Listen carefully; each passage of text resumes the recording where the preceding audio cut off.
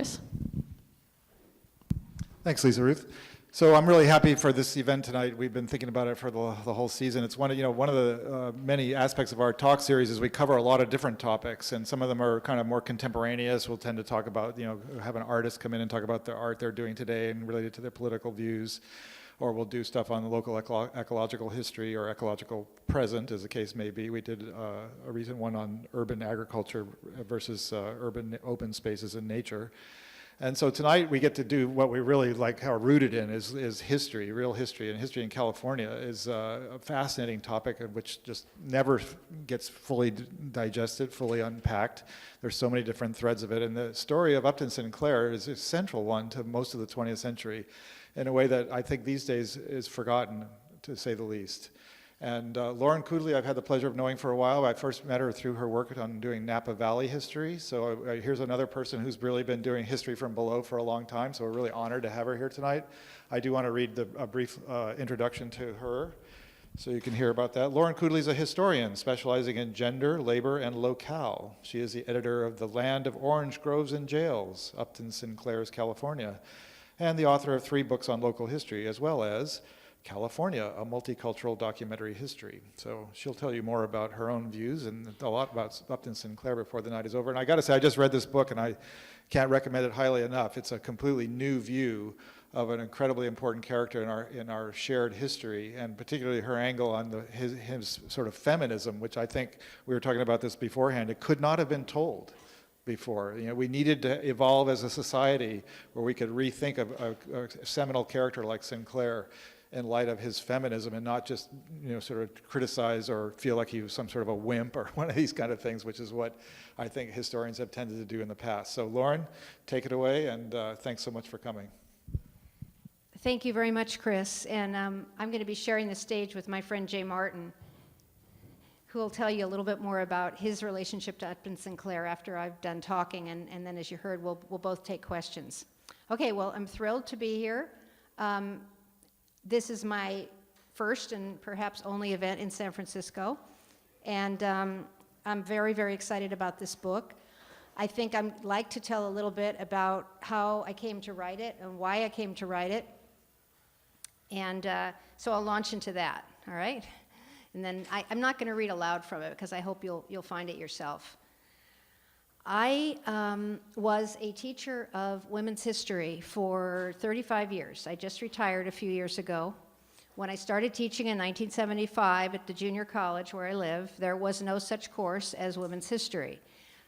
Me and other women in that era around the country, and in fact around the world, kind of invented the course. It was a very open time, as you know, if you were around in the 70s. So I didn't even have a background in history, and I was teaching women's history, and I was learning it myself.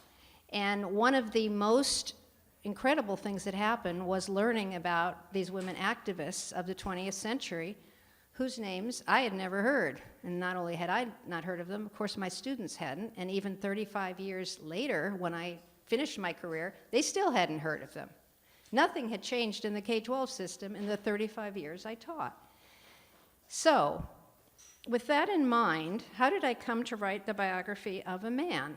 Well, I always had a lot of men in my classes, and they really enjoyed the classes, and sometimes they'd say, but what about the guys? Weren't there some cool guys back then? We don't really know about a lot of guys in history either. And how about, were there ever men that supported women and the struggle for women's equality?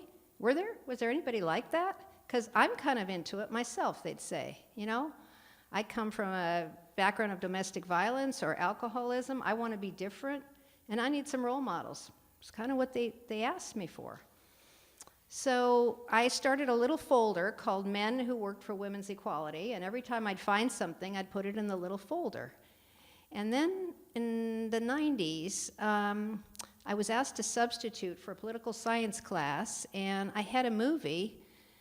I wish I could remember how I acquired it, but it was just there in my hands, and it was called We Have a Plan. It was the story of the epic movement. A filmmaker named Lynn Goldfarb, who'd done some incredible work in women's history, made this film about Upton Sinclair's campaign for governor. And not only did my jaw drop, but all the students did too. And they said, why don't we have that now? We need to end poverty in California. Let's just sign up. This is great. They were really thrilled. So that became what I wrote for my MA thesis. I went back to get a MA in history so I could be a real historian, and I decided to write a thesis on why there should be a new biography of Upton Sinclair. He'd only had one. When I went back to school in 1995, there was only one, and it was written in 1975. And it was full of derision, sarcasm. He was just slapped around. He was made fun of. He was called a mollycoddle and a blue stocking or a blue nose. Yeah, blue nose, which is, a derogatory term for a guy who's maybe a little wimpy. There was always this subtext that there's something a little off about Upton Sinclair. He's not very sexual. He couldn't be sexual because, he didn't sleep around. And so there's something wrong. Maybe he just sublimated. There's all this kind of psychoanalytic stuff going on. And I wrote my thesis about all the things I thought really should be in his biography. His activism, his playwriting, his journalism, his interest in food politics, all of those things. His writing of Oil, this spectacular novel that sort of told us where we were going in California, what the discovery of oil meant and how it changed everything, 1927. Or his anti-fascist spy series, the Lanny Budd series. That's how thousands of people learned history. And more so, they learned why the US should enter World War II. It was an anti-fascist spy series that was deliberately written, just like Casablanca was made, to bring people into a willingness to fight against Hitler. I'm giving away all these copies, by the way. These are paperbacks. I have the big hardcover ones, so I'm just going to give them away. All everybody knew about him is The Jungle, which he wrote when he was 25. After that, he took the 30,000 he made and he founded a utopian colony, otherwise we in the 60s would call a commune, a place where a bunch of people lived together. Sole reason for it was to free women from housework and childcare, based on the ideas of Charlotte Perkins Gilman, one of the people I taught about in women's history. So I slowly started to see him as a feminist when I realized that his good friend Floyd Dell, writing his first biography in 1927, said, Upton Sinclair's a feminist. And I said, what? Really? They said that in 1927? But nobody said it since. So then a couple of guys did do biographies in 2006, and I was still working full-time. I wasn't able to do a biography. I did do a collection of his writings in 2004. But although both of their books are admirable in many ways, they kind of missed some of the points that I've been making. And one of the reasons, I think, is they just didn't look at him with my eyes. My eyes were the eyes of somebody that had been teaching women's history for 30 years. So I had a kind of unique vantage point. I, in the 90s, got a fellowship to go look at his letters at the Lilly Library in Indiana. So it was one of the most adventurous things I've ever done. I went to Indiana, and in those days, doesn't seem like so long ago, but we had to use white gloves and we had to Xerox things, okay? There were just no computers. I asked if I could see the letters that women wrote him. And I didn't really know what there was going to be, but I saw all these fascinating names in the list of items. And I'm just going to read you a few of the names, because at the end of my book, I decided to make an appendix of his women friends. He was really noteworthy in that he befriended these women and wrote to them, for some of them for decades, as a colleague, as a comrade. He wasn't sleeping with any of them, wasn't trying, had a stable marriage.